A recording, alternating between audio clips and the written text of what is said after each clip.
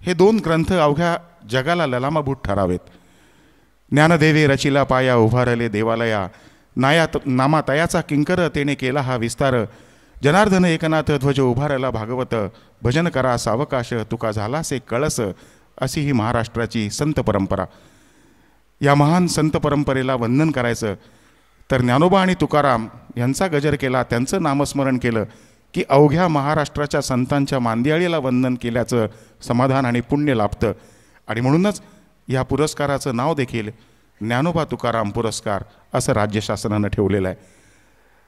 आज महाराष्ट्राच्या या वारकरी पंथातील संतांनी ज्याप्रमाणे समाज मनाची आध्यात्मिक मशागत केली, त्याचप्रमाणे या विदर्भाच्या मातीतल्या गाडगेबाबा तसंच तुकडोजी महाराजांनी देखील आधुनिक काळामध्ये हाच संतांचा विचार पुढे नेऊन समाज घडवण्याचं अलौकिक कार्य केलं.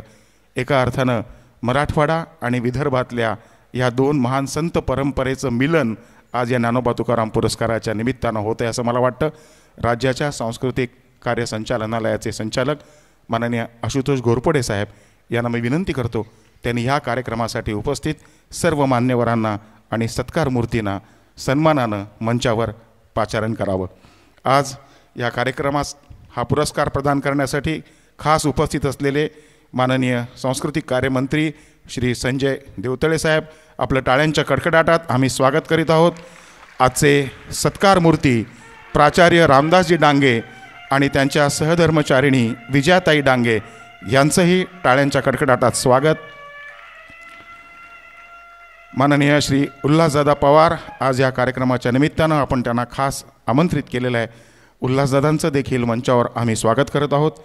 तसंच या कार्यक्रमानंतर संतांची वाणी आपल्या सुरांच्या माध्यमातून समर्थपणे आपल्यापर्यंत पोचवण्यासाठी 2 ज्येष्ठ श्रेष्ठ गायक आज इथे उपस्थित आहेत. पंडित रामदास कामत आणि पंडित उपेंद्र भट या दोघांचंही टाळ्यांच्या कडकडाटात आपण स्वागत करत आहोत. हा कार्यक्रम जसजसा पुढे जाईल तसतसं सन्माननीय महापौर तसंच स्थानिक लोकप्रतिनिधींचं देखील आगमन होईल आणि ते देखील या कार्यक्रमात सहभागी होतील. कार्यक्रमाला सुरुवात करण्यापूर्वी मी माननीय संचालकांना विनंती करतो त्यांनी माननीय संजय देवतळे साहेब यांचं समारंभस्थळी स्वागत करावं. राज्याचे सांस्कृतिक कार्यमंत्री संजयजी देवतळे त्यांच्या कार्यकाळात राज्यानं पूर्णतः एक वेगळं सांस्कृतिक रूप धारण केलं आहे. अतिशय बहुचर्चित असं सांस्कृतिक त्यांच्याच कार्यकाळात राज्यानं आखलेलं आहे. या कार्यक्रमाचे सत्कार मूर्ती प्राचार्य रामदासजी डांगे यांचं देखील मंचावर औपचारिक स्वागत. जे डोंगरा एवढं कार्य त्यांनी केलेलं आहे त्याचा आढावा या कार्यक्रमात पुढे घेतला जाणार आहेच. विजयाताई डांगे यांचं देखील स्वागत. आमच्या परंपरेमध्ये वंदनीय असलेली तुळस आपण सगळ्यांना स्वागत करताना देत आहोत. तसंच माननीय उल्हासदादा पवार डांगे यांच्या कार्याविषयीचं नेमकं वर्णन आज ते आपल्या ओघवत्या शैलीत इथे करतीलच. यानंतरच जे 2 कलाकार संत वाणीला सुस्वर रूप इथे देणार आहेत ते रामदास कामत. नुकताच राज्य शासनाचा संगीत रंगभूमीसाठी असलेला जीवन गौरव पुरस्कार देखील त्यांना घोषित झालेला आहे, त्यांचं विशेष अभिनंदन. तसंच पंडित उपेंद्र भट, पंडित भीमसेन जोशी यांचे शिष्योत्तम त्यांचंही स्वागत. यानंतर या कार्यक्रमासंदर्भात प्रास्ताविक करण्यासाठी मी माननीय सहसंचालक श्री मनोज सानप यांना मंचावर येण्याची विनंती करतो. मनोजींच्या कार्यकाळातला सहसंचालक म्हणून हा पहिलाच सोहळा आहे आणि तो देखील ज्ञानोबा तुकाराम पुरस्कार सोहळा आहे. एक वेगळा योग चांगला जुळून आलेला आहे. आपल्यासमोर मनोजजी. व्यासपीठावरील मान्यवर आणि ज्ञानेश्वर माऊलींच्या भक्तिरसामध्ये न्हाऊन निघण्यासाठी जमलेल्या माझ्या प्रेक्षक श्रोते बंधू भगिनींनो, सांस्कृतिक कार्य संचालनालय मुख्यतः आपल्या महाराष्ट्राच्या संस्कृतीतील कलागुणांना वाव देणाऱ्या आणि कलाकारांचं प्रोत्साहन वाढवण्याचं मुख्य काम करतं. अशाच एका चांगल्या पुरस्काराच्या वितरणासाठी आपण सगळेजण या सभागृहात जमलेला आहात. प्रतिवर्षी अखिल भारतीय स्तरावर संत साहित्यावर उत्कृष्ट आणि वाङ्मय लिहिणाऱ्या लेखकाचा ज्ञानोबा तुकाराम हा पुरस्कार देऊन गौरव करण्यात येतो. अध्यात्माची सेवा करणाऱ्या एका ज्येष्ठ व्यक्तीचा आपण या पुरस्काराच्या माध्यमातून सत्कार घडवून आणतो. रुपये 5 लाख आणि मानचिन्ह असं या पुरस्काराचं स्वरूप आहे. आणि यापूर्वी रांची ढेरे डॉक्टर दादा महाराज मनमाडकर, श्री जगन्नाथ महाराज नाशिककर, श्री रामकृष्ण महाराज लहवीतकर आणि डॉक्टर युम पठाण यांना ज्ञानोबा तुकाराम या पुरस्कारानं सन्मानित करण्यात आलेला आहे. आणि आजचा हा पुरस्कार प्राध्यापक रामदासजी डांगे सरांना प्रदान करण्यात येणार आहे.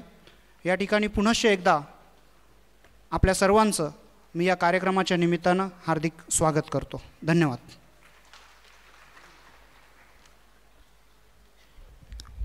प्राचार्य डांगे सर यांचं जे कार्य त्यांना या पुरस्कारापर्यंत घेऊन गेलं त्या कार्याविषयी माहिती ह्या मंचावरनं दिली जाईलच, परंतु राज्य शासनाच्या वतीनं एक उपक्रम गेली काही वर्ष सातत्याने केला जातो की असे विविध पुरस्कार मिळवणारे जे व्यक्ती आहेत त्यांच्या जीवनकार्यावर आधुनिक काळाला सुसंगत अशी एखादी चित्रफीत, एखादं ऑडिओ व्हिज्युअल तयार करणं.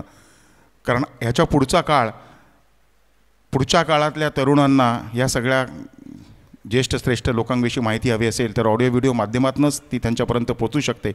म्हणून केवळ पुरस्कार देताना मानपत्र वाचन आणि त्यांच्याविषयी काही जणांचे भाषण मनोगत ह्याच्यावरच अवलंबून न राहता एक एव्ही की जी कायम चिरकाल ठेवा महाराष्ट्र शासनाच्या आर्कायव्हलमध्ये राहील अशा पद्धतीने बनवली जाते. प्राचार्य रामदासजी डांगे यांच्या कार्याची आपण माहिती घेऊया एका छोट्याशा ऑडिओ व्हिज्युअलमधनं. पडद्यावर ही चित्रफीत आपण पाहूया. संत शिरोमणी श्री ज्ञानेश्वर माऊलींनी प्रवर्तित केलेल्या आणि जगद्गुरू संत तुकारामांनी जनतेत प्रभावी केलेल्या भागवत धर्माच्या निष्ठावान उपासकाला आणि अभ्यासकाला राज्य शासनाच्या वतीनं ज्ञानोबा तुकाराम पुरस्कारानं सन्मानित केलं जातं. 2012-13 या वर्षीच्या या पुरस्काराचे मानकरी आहेत गुरुवर्य प्राचार्य रामदासजी डांगे. अमरावती जिल्ह्यातलं भानसी हे डांगे सरांचं जन्मगाव. वडील हरिभक्तपरायण हरिभाऊ डांगे यांचे संस्कार आणि ब्रह्मलीन हरिभक्तपरायण श्री सद्गुरू संपतराव महाराज यांचा कृपाशीर्वाद त्यांना लाभला. संत गाडगे बाबा आणि संत तुकडोजी महाराज यांच्या भजन कीर्तनानं त्यांचं आध्यात्मिक व्यक्तिमत्व विकसित होत गेलं.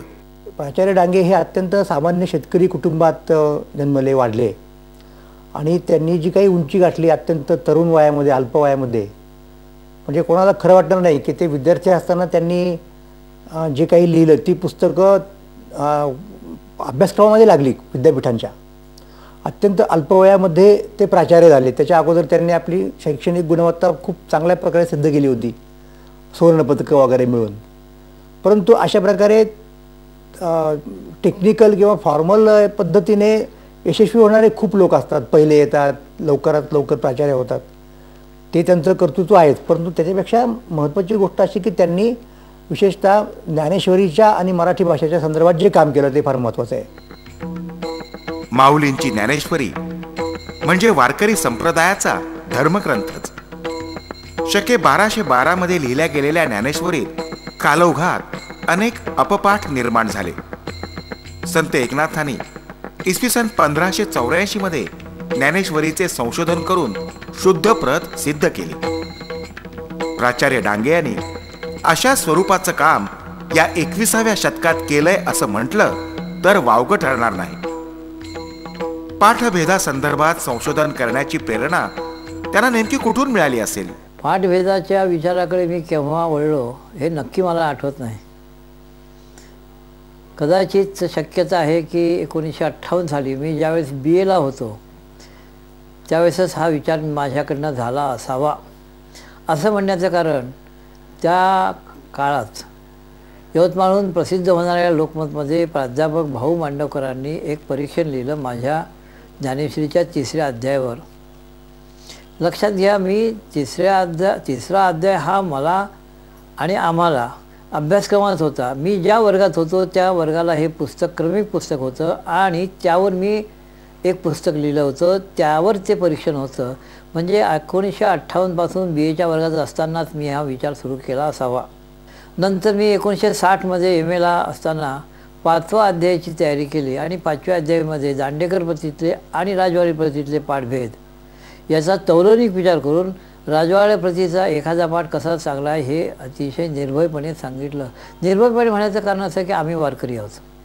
वारकऱ्यांनी पाठभेदाचा फारसा विचार करू नये असा एक संकेत आहे, अलिखित संकेत आहे, पण आहे. मला तो छंद जडला. त्याच काळामध्ये पाठभेदावरची काही पुस्तकं वाटण्यात आली. श्रीना बटेटींचं काम सुरू होतं, ते वाटण्यात आलं. आणखीन अशा माडगावकरांची प्रत वाचण्यात आली. आणि मग मी नजीकच्याच भविष्यकाळामध्ये प्राचार्य झालो. प्राचार्य झाल्यानंतर मला वेळ बिलकुल मिळाला नाही. 18 तास काम करायचं, कारण नवीन कॉलेज होतं, नवीन गाव होतं. पण मग त्यावेळेस खूणखाण वाटले की वाचत जायचं, शक्य झालं त्याच्या काही टिप्पण्या तयार करायच्या आणि एक दिवस असा येईल की आपण हे काम करू. डांगे सर सेवानिवृत्त झाले आणि त्यांनी आपल्या इप्सित कार्यात स्वतःला झोकून दिलं. यासाठी त्यांनी देशभर भ्रमंती केली. त्यामध्ये बनारस पासून त्रिवेंद्रम पर्यंत फिरून ज्ञानेश्वरीच्या तब्बल 135 पोथ्या जमा केल्या. त्या अक्षरशः शब्दन शब्द अभ्यासल्या आणि ज्ञानेश्वरी या महाग्रंथाची चिकित्सक आवृत्ती सिद्ध केली. विशेष म्हणजे